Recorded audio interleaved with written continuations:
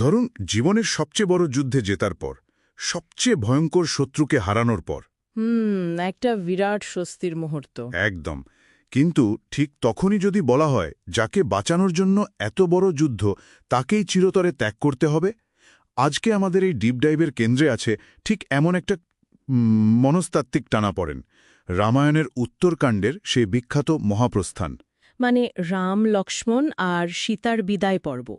আসলে এই উদ্ঘাটন করাটা কিন্তু খুব একটা সহজ নয়, কারণ এই মহাপ্রস্থানগুলো এগুলো তো কোনো সাধারণ মৃত্যু নয়। হ্যাঁ, ঠিক বলেছেন। এগুলো একটা বিশাল মনস্তাত্ত্বিক ধান্ধা।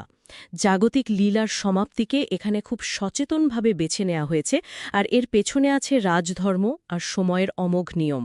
সেই ধাঁধার সবচেয়ে বিতর্কিত অংশ দিয়ে শুরু করা যাক, সীতার পাতাল প্রবেশ। লঙ্কা জয়ের পর অগ্নিপরীক্ষা হল, অথচ নিছক সামাজিক সংশয়ের কারণে তাকে আবার বনবাসও পাকানো হল। আর সেটাই শেষ নয়। লবকুশের জন্মের বহু বছর পর রাম যখন সীতাকে পুনরায় সবার সামনে শুদ্ধতার প্রমাণ দিতে বললেন, হ্যাঁ, ঠিক তখনই অপমানে সীতা ধরিত্রীর কোলে আশ্রয় নিলেন। এটা ভাবলে আমার সেই রূপকটার কথা মনে পড়ে। মানে ধরুন, কঠিনতম একটা পরীক্ষায় প্রথম হওয়ার পর কাউকে বলা হলো যে তার মেডেলটি নকল। দারুণ একটা তুলনা, তাই না? তাকে আবার সবার সামনে পরীক্ষা দিয়ে প্রমাণ করতে হবে। এটা তো মেনে নেওয়া যায় না। একদমই মেনে নেওয়া যায় না। রূপকটা এই পরিস্থিতির ভয়াবহতাকে খুব স্পষ্টভাবে ফুটিয়ে তোলে। একজন আদর্শ রাজা হিসেবে প্রজাদের সন্তুষ্ট রাখা রামের রাজধর্ম হতে পারে, কিন্তু সীতার দিক থেকে দেখলে এটা ছিল চূড়ান্ত আত্মমর্যাদার প্রশ্ন। তাই তিনি আর কোনো লৌকিক পরীক্ষা দিতে রাজি হননি। ঠিক, নিজের সতীত্বের শপথ করে তিনি সরাসরি ধরিত্রীর কাছে আশ্রয় চাইলেন। কিন্তু সোর্স ম্যাটেরিয়াল ঘাটলে একটা মজার ব্যাপার দেখা যায়। হ্যাঁ, বিভিন্ন রামায়ণে এই বিদায় দৃশ্যটা কিন্তু একেবারে আলাদা। বাল্মীকি রামায়ণে ধরিত্রীর সাথে পাতাল প্রবেশ, অথচ জৈন রামায়ণে সীতা আর্জিকা দীক্ষা বা সন্ন্যাস ধর্ম গ্রহণ করছেন। একদম। আবার অধ্যাত্ম রামায়ণে বলা হচ্ছে যিনি পাতালে গেলেন তিনি নিছকই মায়া সীতা। এই এতগুলো ভিন্ন ব্যাখ্যার কারণ কি হতে পারে? কারণটা খুবই মানবিক।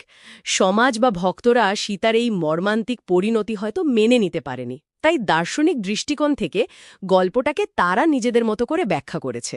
ও আচ্ছা, একটা সান্ত্বনা খোঁজার চেষ্টা আর কি। হ্যাঁ, যেমন ধরুন অধ্যাত্ম রামায়ণের মায়া সীতার কনসেপ্ট মূলত ভক্তদের এই সান্ত্বনা দেয় যে প্রকৃত সীতার কোনো অপমান হয়নি। আবার জৈন ধর্মে যেহেতু অহিংসা এবং সন্ন্যাসের ওপর জোর দেওয়া হয়, তাই সেখানে সীতার জাগতিক মোহ ত্যাগ করে সন্ন্যাসিনী হওয়ার বিষয়টা বেশি প্রাসঙ্গিক মনে হয়েছে।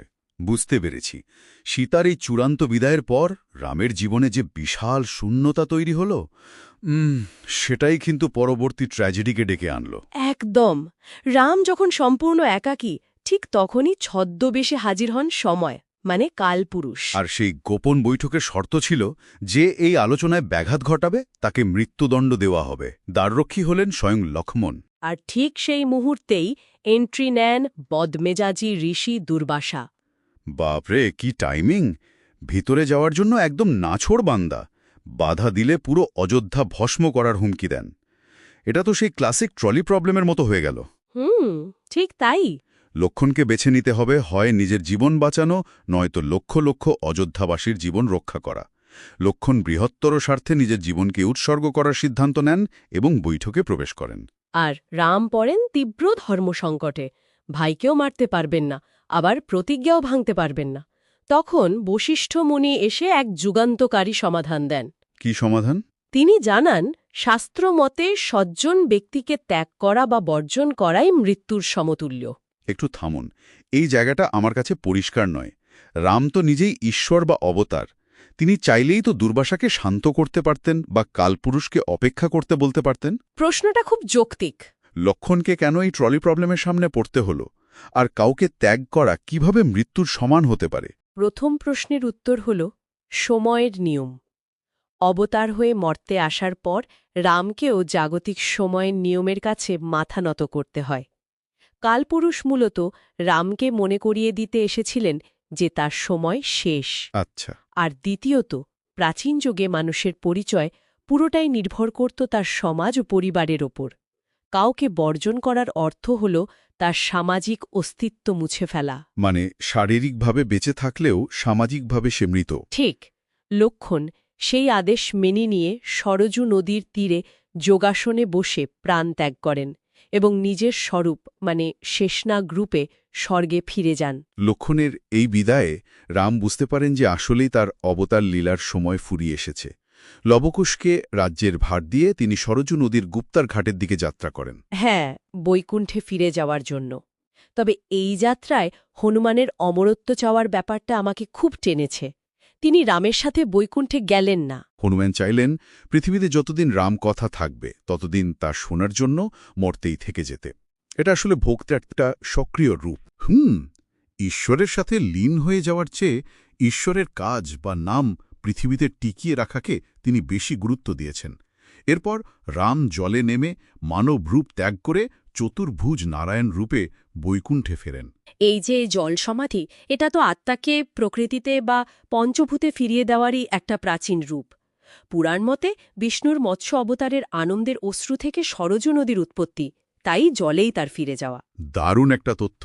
আর চতুর্দশ শতাব্দীর কৃত্তিবাসে রামায়ণে এই বিদায়গুলো কিন্তু শুধু শাস্ত্রীয় বর্ণনায় সীমাবদ্ধ থাকেনি।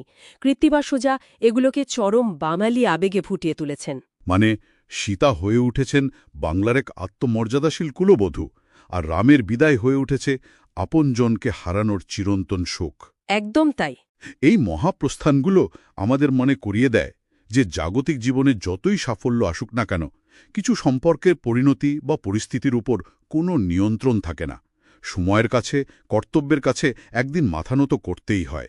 জাগতিক লীলায় সময়ের এই গতি আসলে অনিবার্য। তবে শেষ করার আগে একটা দারুণ বিষয় ভেবে দেখার জন্য রেখে যেতে চাই এই ডিপ ডাইভে। সীতা শব্দের অর্থ হল লাঙলের রেখা। তিনি মাটি থেকে আবির্ভূত হয়েছিলেন, আর শেষ পর্যন্ত সেই মাটিতেই ফিরে গেলেন। অসাধারণ একটা পয়েন্ট। তাহলে কি সীতার এই উত্থান ও পতন মূলত কৃষিকাজ বা প্রকৃতির জন্মমৃত্যুর যে বিশাল চক্র, তারই এক প্রাচীন মহাকাব্যিক রূপক? মাটি খুঁড়ে ফসল ওঠে, আবার মাটিতেই মিশে যায়। বিষয়টা আসলেই নিজে থেকে ভেবে দেখার মতো।